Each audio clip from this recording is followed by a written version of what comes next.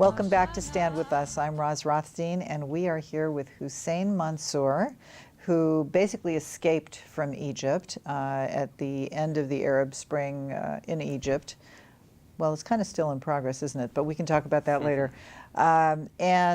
We came to the point where you're in college, you're around 18 or 19 years old, and you're trying to study Jewish history and Hebrew. Right. In the university in Egypt. Right. Which he said before they teach in a bad way. But okay, so how did you figure out that it was a bad way? If you have no other point of reference, how did you even know that what you were receiving or, you know? Thank God for the internet. The internet is there. And, you know, funny enough, Mubarak around the year, maybe 2003, he made a very good gesture to the country, and he actually introduced very high-speed internet at a very low cost for all families. So actually that's a joke that says Mubarak actually dug his own grave by doing that. So internet gave me a reference and I already had a very good command in English and Hebrew, so that was a very big advancement, because that means that I can read references, books, you know, sources from online in Hebrew and English, and they made a lot more sense than what they were teaching us in Egypt, because it was all logical. It was history, it was actual history, things that are done. They were not mixed with mythology. So you had the good sense to really compare what you were learning in school with what you could find on the internet. Absolutely, yes. And I think anybody with a sane, you know, mind would come to the same conclusion. But nobody is doing that. I mean, that's just another point. Why is it that you're like standing alone here and everybody else is just kind of marching to the same drummer? Because they don't do that. They don't read do their that. own references. They don't do that. So centralized around their own identity, their own culture, their own point of view, that they are not even ready to hear another point of view. And this is really one of the very strange things in the Middle East, that they want to boycott Israel totally, not even talking with them.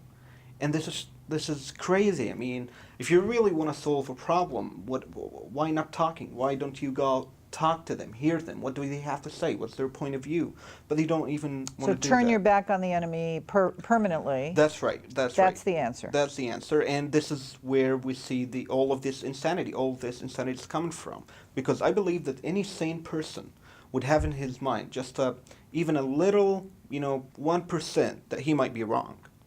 Any sane person would always think that way. Yes, I'm convinced, I have an idea, I have a cause, but any sane person would have at least 1% of, but I'm ready to talk about it, because eventually everybody may be wrong. But they don't do that. They are absolutely right. Or even if they're wrong, like I wonder if we can even negotiate with Hamas. I wonder if that's even something to consider.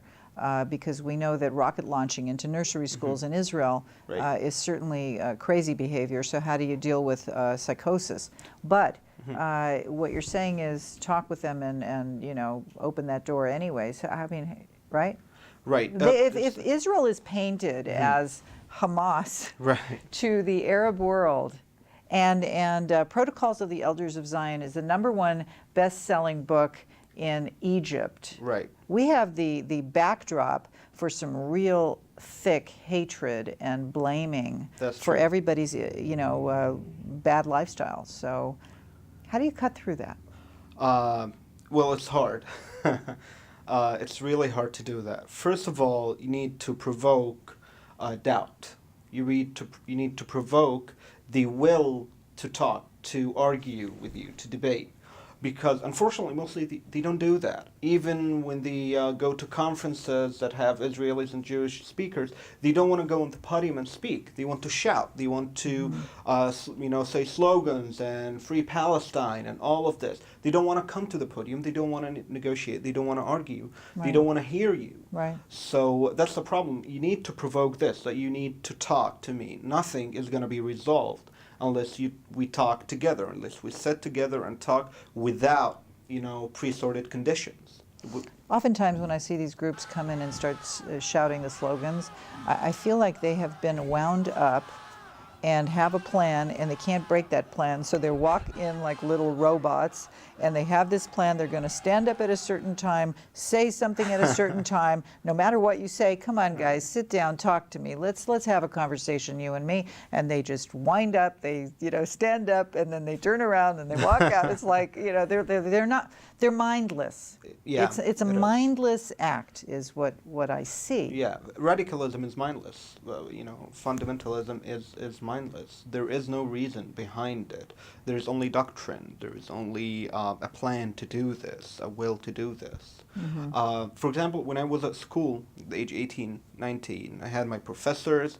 One of them was teaching Hebrew language, one of them was teaching Israeli history, and it was only pure anti-Semitism. There was no objective history, there was no narrative, there was no story there. Did you ever come to your professor and say, I have a question for you. I was checking this out, in terms of the history of Palestine, and actually there never was a Palestine, and except it was Jewish Palestine. Everybody thought it was a Jewish area. Did you ever ask any questions like that were provocative? I did, and this is how my troubles all began. Oh, that's how your trouble began. You asked a question. Yeah, I asked a question in front of people. I don't like to be discreet because, I asked, well, I don't think that this is right. I don't think this is the way it happened. I read this. What about that? I mean, you teach us that Palestine has always been Arab, but Arab, in the modern sense of Arabism did not emerge before the emergence of Islam from the European desert. What do you mean that Palestine has always been Arab? You yourself are teaching us that the Israelites lived there 2,000 years ago. What do you mean? They don't like it. They mostly try to ignore me. And eventually they reported me to security intelligence I see. agencies. So it's Gestapo-like.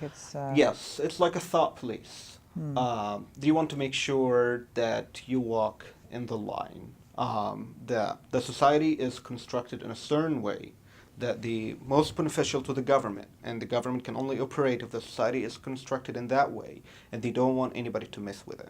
So in the university, you really can't ask questions? No, of course not. Not those kind of questions? Of course not. We have absolutely no academic freedom in Egypt, and not just the issue of anti-Semitism. Even at biology schools, they don't even teach them the theory of evolution. It's banned. Theory of evolution banned? That sounds familiar. But I think we went through that a long time ago. Yeah. A long time ago. People need reformation here and there. We will be right back with Hussein. Thank you very much for being with us, and I wouldn't leave if I were you.